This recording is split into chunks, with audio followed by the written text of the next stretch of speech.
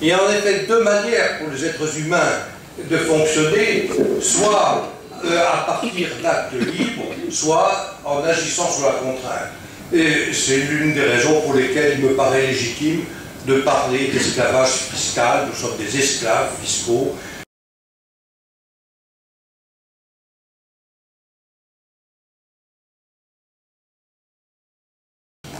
Alors, je dois vous parler aujourd'hui d'un problème qui est, je crois, pour tout le monde un problème très aigu, le problème de la fiscalité, l'indispensable réforme fiscale. Je pense que nous sommes tous persuadés que cette réforme est indispensable, mais encore faut-il peut-être préciser en quoi elle peut consister.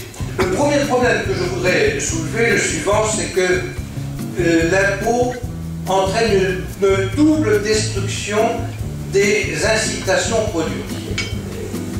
J'insiste beaucoup sur ce terme d'incitation parce qu'il se réfère au comportement humain.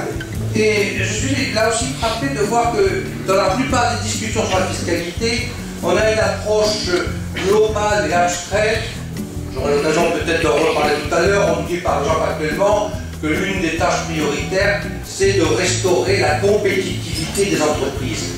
C'est une approche qui me paraît contestable parce qu'elle ne s'interroge pas sur les ressorts de l'activité humaine. Et l'être humain, il a besoin d'incitation pour agir. L'être humain est un acteur. Je pense toujours au titre de ce beau livre de Mises, L'action humaine. Je pense qu'il est toujours nécessaire, quand on veut s'interroger sur les problèmes économiques, de revenir à ce fait majeur que l'être humain est un acteur, il agit. Et il agit, bien entendu, en fonction du rendement de son action et du risque attaché à l'action en question. Or, bien évidemment, l'impôt, quel qu'il soit, réduit le rendement de l'action humaine et il détruit par conséquent les incitations à faire des efforts productifs, des efforts de travail, des efforts d'innovation, des efforts d'épargne, d'investissement, etc. L'impôt par nature est destructeur parce qu'il diminue le rendement de l'activité humaine. Dans un système de sécurité sociale, plus on gagne de revenus, plus on fait d'efforts pour obtenir des revenus, plus on est taxé, plus on doit payer, en recevant bien évidemment les mêmes prestations. Et ceci, évidemment, décourage considérablement les efforts. Je pense que la sécurité sociale est un des éléments qui ont une grande responsabilité dans la destruction de l'incitation productive en France. Dans un système d'assurance maladie privée, c'est exactement le contraire qui se passe. Les individus sont incités à faire plus d'efforts de manière à avoir une meilleure couverture, à être mieux assurés. Donc nous avons deux logiques totalement opposées. Et cette logique, celle des cotisations dites sociales, que j'appelle des cotisations asociales, c'est celle des impôts, bien évidemment.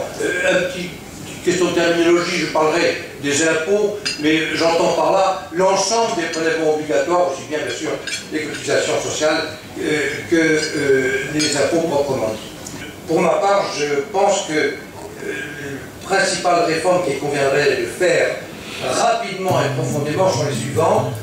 Tout d'abord, ça me paraît être une priorité, diminuer considérablement ou même supprimer la progressivité. Deuxième élément, bien évidemment, et je ne vais pas détailler ce point, il faudrait supprimer l'ISF et j'ajouterai les droits de succession. Les droits de succession, parce que c'est l'impôt sur le capital, mais aussi parce qu'on a une conception erronée des droits de succession. On a tendance à dire qu'ils sont justifiés parce que ça crée l'égalité au départ. Mais je crois qu'il faut faire les choses tout à fait autrement et se placer du point de vue de celui qui a accumulé le capital, qui a fait l'effort d'accumuler le capital.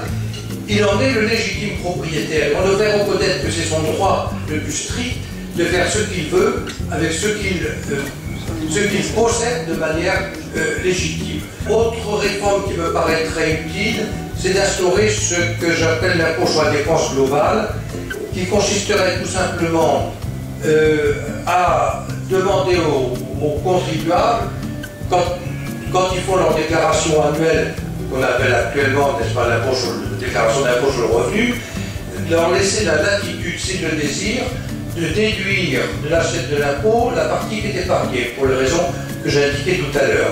Et bien entendu, le rendement de l'épargne en question serait réintroduit dans le futur dans l'assiette et taxé, sauf s'il est à nouveau réinvesti. Et ceci aurait par ailleurs le mérite de créer une certaine cohérence dans l'assiette fiscale. On pourrait supprimer justement facilement les droits de succession, mais aussi des impôts sur les plus-values, etc. Et puis supprimer toutes ces dispositions particulières qui concernent par exemple les placements financiers. Quatrième réforme, supprimer bien sûr tous les petits impôts, les niches fiscales. Ce qui est frappant avec les deux derniers gouvernements que nous avons eus, c'est qu'ils ont supprimé les niches fiscales, mais sans en même temps diminuer la progressivité de l'impôt, ce qui a été le cas dans des pays qui ont diminué la progressivité. Créer bien évidemment la concurrence pour l'assurance maladie, c'est-à-dire supprimer le monopole de la sécurité sociale.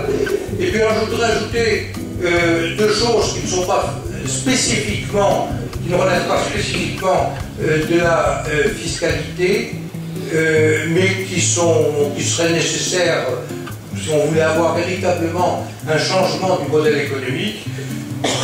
Remplacer les retraites par répartition par les retraites par capitalisation, parce que dans un système de retraite par capitalisation, vous le savez bien, on est responsable et on est incité bien entendu à accumuler le capital, et puis bien évidemment faire une politique de très profonde déréglementation.